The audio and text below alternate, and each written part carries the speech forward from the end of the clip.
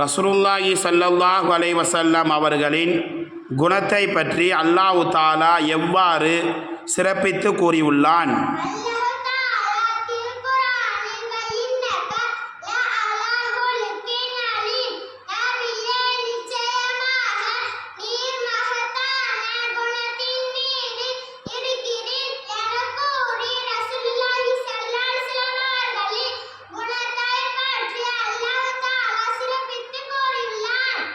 ரசூலுல்லாஹி ஸல்லல்லாஹு அலைஹி வஸல்லம் அவர்கள் நற்குணத்தின் சிறப்பை பற்றி எவ்வாறு கூறியுள்ளார்கள்? மேலும் ரசூலுல்லாஹி ஸல்லல்லாஹு அலைஹி வஸல்லம் அவர்கள் நற்குணத்தின் சிறப்பை பற்றி கூறும்போது இன்ன மின் ஹியாரிக்கும் அஹ்ஸனக்கும் அஹ்லாகன், நிச்சயமாக உங்களில் சிறந்தவர் மிக அழகிய குணமுடையவரே என்பதாகவும், புயிஸ்துலு தம்பிம ஹுஸ்னுல் அஹ்லாகி, மிக அழகிய குணங்களை நிரப்பமாக்குவதற்காகவே நபியாக நான் அனுப்பப்பட்டுள்ளேன் என்பதாகவும் கூறியுள்ளார்கள்.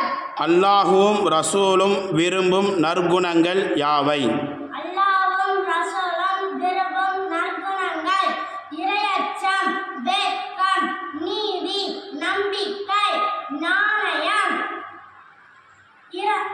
துணிவு, பணிவு, இரக்கம், கருணை, அன்பு, அடக்கம், பொறுமை, சாந்தம், தியாகம், வாக்குறுதியை நிறைவேற்றல்,